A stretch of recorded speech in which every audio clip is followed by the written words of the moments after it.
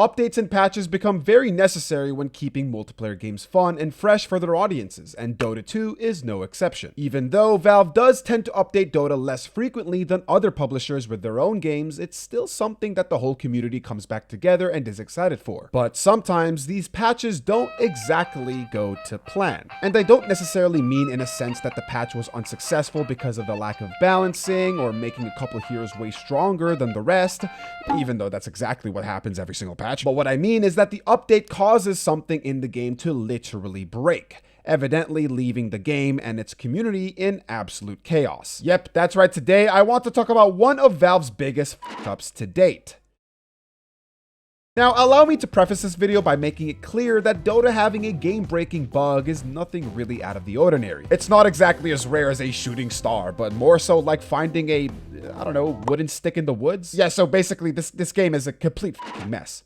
And I love it. A new patch drop along with several problems is a recurring series of events that happen so often that we've kind of just gotten used to it at this point. Dota might actually be the only game in the world where whenever it gets updated, it takes one step forward, then 10 steps back. You might call it a game-breaking bug, however, Gaben likes to call it more of a feature. Whether it's a hero ability that intentionally crashes the server like Earth Spirit's Magnetize, or a hero ability that completely overrides Dota's basic rules like Techie's Minefield Sign, or just straight up being stuck outside of the map entirely, not being able to play the game at all. But with so many of these bugs popping up like tumors, Valve has, for the most part, been somewhat responsive, acknowledging the problems through game dev updates and applying fixes and patches to said problems hours or even sometimes minutes prior to the public outcries. I mean, those problems should have never seen the light of day to begin with, but hey, shit happens, and at least they go ahead and fix them. Now, I will say as much as I can go on and on and on about how many bugs Dota has had in the past, a lot of them have not really been that much of an issue in terms of actually being so-called game-breaking. I mean, yes, sure, the ones I've listed previously were pretty bad, but plenty of them are mostly just minimal or visual bugs, and some are just super ultra rare instances,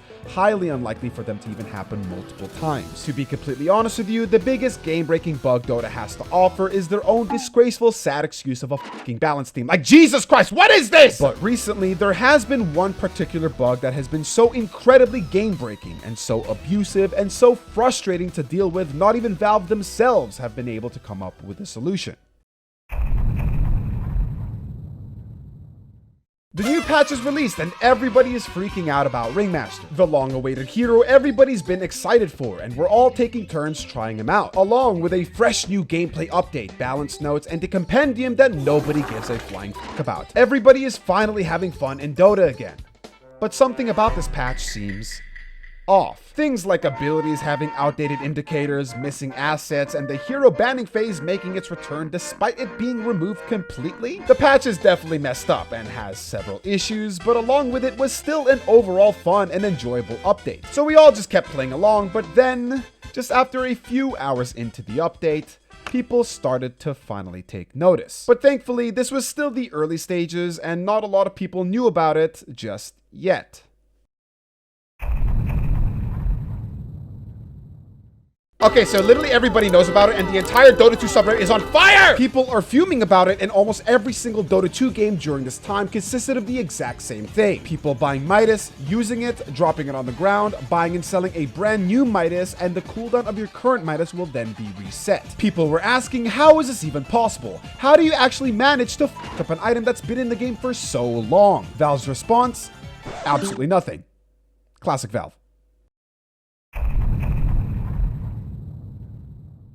Whilst Valve is supposedly looking for solutions to fix Midas, more and more shameless Dota players are finding out about it and abusing the bug in all different ranked brackets. Even high-ranked Immortal lobbies are filled with multiple Smurf accounts, and even some pro players are doing it as well, with absolutely no care in the world. And on top of all that, whilst Valve were probably just on the brink of finally coming up with a fix, there were even more formulas being invented to abuse Midas in different ways being posted on the subreddit. But with all of these different methods being created, there was one in particular that was simply just better than any of the rest. One that involved around picking a certain hero, which I must say couldn't have been any more fitting. Techies was not only able to abuse the Midas bug like everybody else, but was also deemed to be infinitely easier due to the fact that he could simply just transfer over his Midas from his main inventory to his backpack, and that would then reset the full 2 charges, allowing for maximum overdrive gold accumulation. Techies was estimated to reach a full item build just around 10 to 15 minutes into the game. Every single time you saw him being picked in one of your games, there was no question about it. They were 100% going to rush Midas. This was the absolute pinnacle of complete degeneracy. Almost every single Dota game being played during this time was being game ruined. It either consisted of a techies, and whenever it was banned, people still abused Midas in their own different ways. It goes without saying, but people were eventually getting fed up. Multiple people posting about quitting Dota until the bug is fixed, and a lot of angry people who lost their MMR due to this. Things were slowly starting to spiral out of control, and Valve was indeed panicking. It's been 4 agonizing days, but here it is, Valve finally descending from the heavens to introduce a fix, and they quickly apply the patch as soon as possible. We can finally go back to playing Dota normally without any bullshit bugs interrupting or ruining our games. Or so we thought. You can use Morphling and morph into techies and abuse it the exact same way. Also, Lone Druid can now also abuse it. God damn it, Valve, you had one job! It's been just about a week now since the Midas catastrophe rained upon us, but alas, here we are. Dota is actually finally back now and running at its normal state, and people are able to play and enjoy the game normally again. It's been a pretty crazy couple of days, including lots of chaos and mayhem and techies. Lots and lots of techies. Regardless, I think it's safe to say that none of us are going to miss this patch, so thank God to no more Midas and no more techies. Because it's just Lone Druid now. That's right, you can still abuse the bug with Lone Druid somehow. Valve, are you f***ing kidding me?